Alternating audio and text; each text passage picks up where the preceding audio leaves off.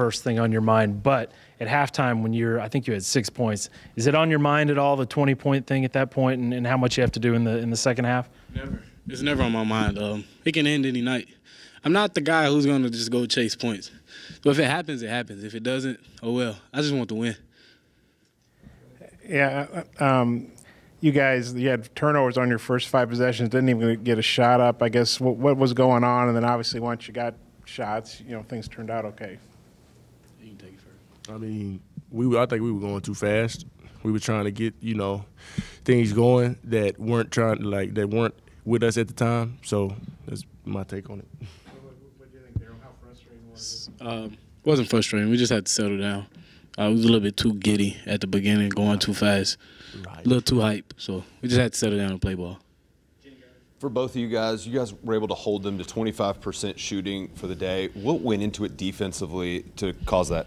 We knew that was a good three-point shooting team. So with good three-point shooting teams, you got to make them drive first, shoot second. So I think that kind of made them off balance a little bit. Yeah, that was like our main objective was, give them the cold shoulder on the three-point line, make them drive, like Daryl said. Both guys, did that seem like some of y'all's best movement there in the second half? You were into it. Barford obviously hitting shots. You were getting some one-on-ones down low. That's some of the best flow y'all have had all season? No. We played better. We just got to keep working. The second half was our better half. I can actually agree with you on moving the ball, people movement, cutting screen, but that's not our best ball. So, yeah, I'm gonna agree with him on that. That's not our best basketball. We could play way better basketball than that because in the first half that wasn't us at all. We just had to adjust. We had to get back to the way we used to playing.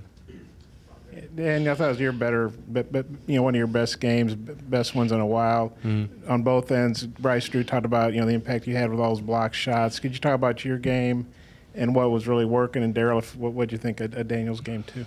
Well, I mean, making the three-pointers, drivers and stuff, I got to protect the basket pretty much. And so I had in my mind I was just going to send out everything that came in. And they tell me that before every game. Whatever comes in, just throw it out, and they'll clean up the rest.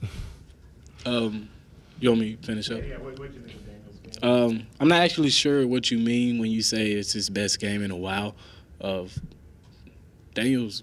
think Daniel's been playing good every game. I mean, it's not about scoring, if that's what people think. It's not about scoring. It's not about the dunks. He's a big impact out there. He gets offensive rebounds, defensive rebounds, block shots, rotate good, hustle, run the floor. It's all those things. It's not just the things that get people out of their seats. So I think he's been playing well the whole time. I guess what did y'all do on Roberson and LaChance, because they were way below their averages, obviously, in tonight? The main thing was just to make them uncomfortable all game, pressure them full court for 40 minutes, make them drive, keep Roberson off the glass. He's a great offensive rebounder. I think he's third in the SEC in double-double. So I don't think – did he get a double-double tonight? No, he did. I didn't have anybody score in double figures. Oh, wow. You guys got to go back on the road to Ole Miss now. How do you feel about going there? And do you feel good? You got some momentum built up here with a couple home wins? I mean, we should be comfortable going to play them, even though that we got to win here. But, I mean, we just can't, take it as we beat them. We're going to go beat them again because you never know. We're on the road. We don't get everything on the road, so it's going to be a tough game.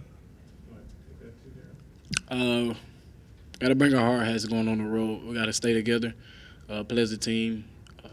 I think if we go on the road with the defensive mindset first, we'll come out with a win. Just play Razorback basketball. Daniel, that sequence, the end of the game, the block, and then the windmill dunk. I was waiting on that question. When did you know that you were going to do the windmill?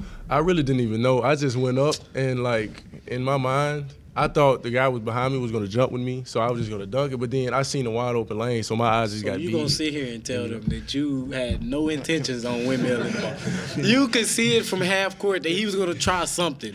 It wasn't a close game, so he was going to try something whether he missed it or not. I don't know why he just said that. I'm gonna let Macon Bacon finish what I had to say.